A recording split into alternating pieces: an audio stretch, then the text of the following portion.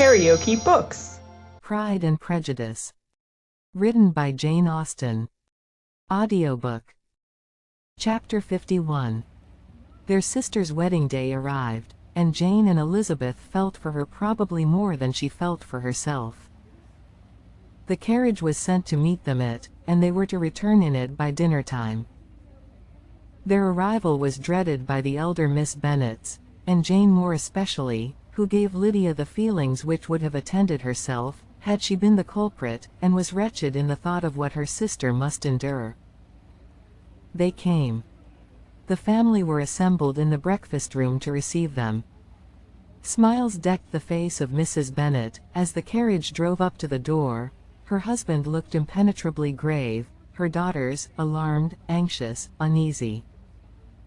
Lydia's voice was heard in the vestibule, the door was thrown open, and she ran into the room.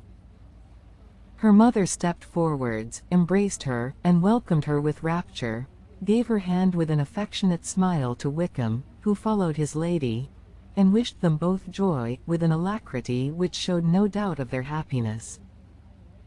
Their reception from Mr. Bennet, to whom they then turned, was not quite so cordial. His countenance rather gained in austerity, and he scarcely opened his lips. The easy assurance of the young couple, indeed, was enough to provoke him. Elizabeth was disgusted, and even Miss Bennet was shocked. Lydia was Lydia still, untamed, unabashed, wild, noisy, and fearless. She turned from sister to sister, demanding their congratulations, and when at length they all sat down, looked eagerly round the room, took notice of some little alteration in it, and observed, with a laugh, that it was a great while since she had been there. Wickham was not at all more distressed than herself, but his manners were always so pleasing, that, had his character and his marriage been exactly what they ought, his smiles and his easy address, while he claimed their relationship, would have delighted them all. Elizabeth had not before believed him quite equal to such assurance, but she sat down, resolving within herself to draw no limits in future to the impudence of an impudent man. She blushed, and Jane blushed, but the cheeks of the two who caused their confusion suffered no variation of color. There was no want of discourse. The bride and her mother could neither of them talk fast enough, and Wickham, who happened to sit near Elizabeth, began inquiring after his acquaintance in that neighborhood, with a good-humored ease, which she felt very unable to equal in her replies. They seemed each of them to have the happiest memories in the world. Nothing of the past was recollected with pain, and Lydia led voluntarily to subjects which her sisters would not have alluded to for the world. "Only think of its being 3 months, she cried, since I went away. It seems but a fortnight, I declare, and yet there have been things enough happened in the time. Good gracious! When I went away, I am sure I had no more idea of being married till I came back again. Though I thought it would be very good fun if I was." Her father lifted up his eyes, Jane was distressed, Elizabeth looked expressively at Lydia, but she, who never heard nor saw anything of which she chose to be insensible, gaily continued. "Oh, mamma, do the people hereabouts know I am married today? I was afraid they might not, and we overtook William Golding in his curricle, so I was determined he should know it, and so I let down the side glass next to him, and took off my glove and let my hand just rest upon the window frame, so that he might see the ring, and then I bowed and smiled like anything." Elizabeth could bear it no longer. She got up and ran out of the room, and returned no more, till she heard them passing through the hall to the dining parlor.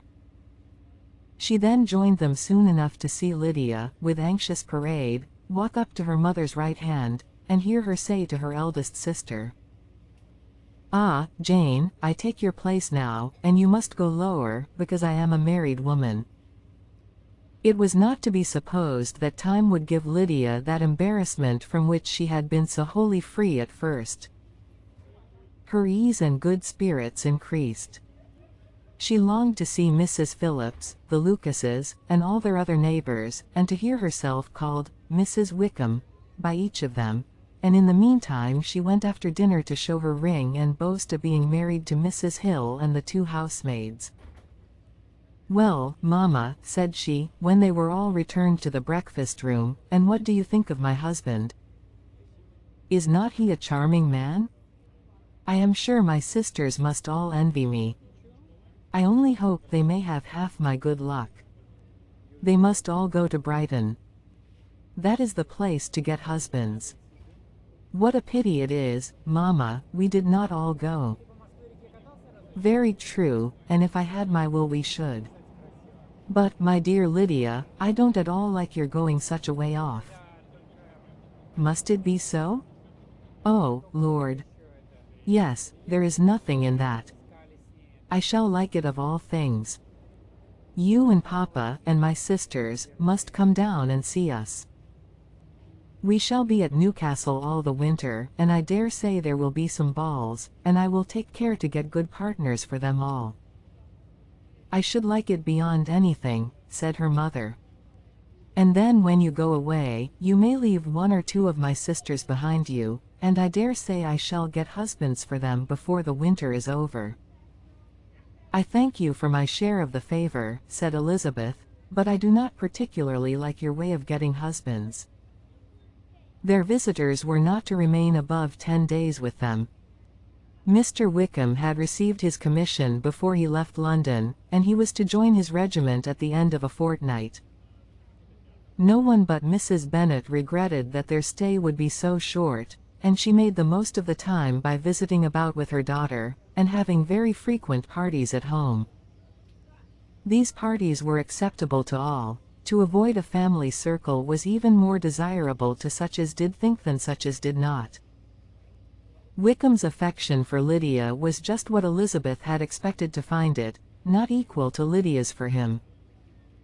She had scarcely needed her present observation to be satisfied, from the reason of things, that their elopement had been brought on by the strength of her love rather than by his, and she would have wondered why, without violently caring for her, he chose to elope with her at all, had she not felt certain that his flight was rendered necessary by distress of circumstances, and if that were the case, he was not the young man to resist an opportunity of having a companion. Lydia was exceedingly fond of him. He was her dear Wickham on every occasion, no one was to be put in competition with him.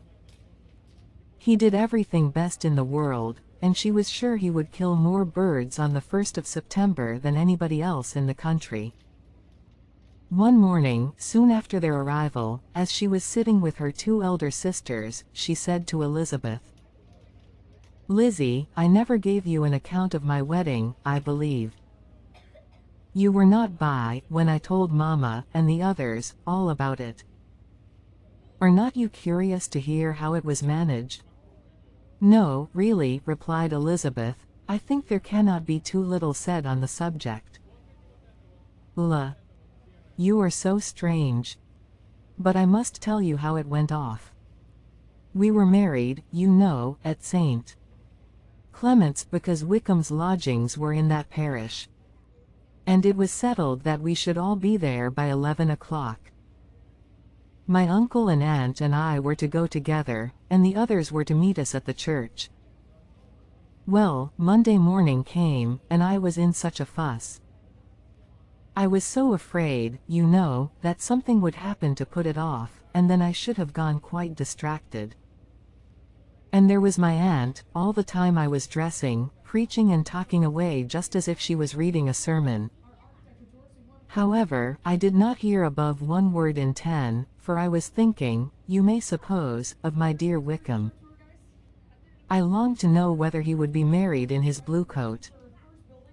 Well, and so we breakfasted at 10 as usual. I thought it would never be over, for, by the by, you are to understand that my uncle and aunt were horrid unpleasant all the time I was with them.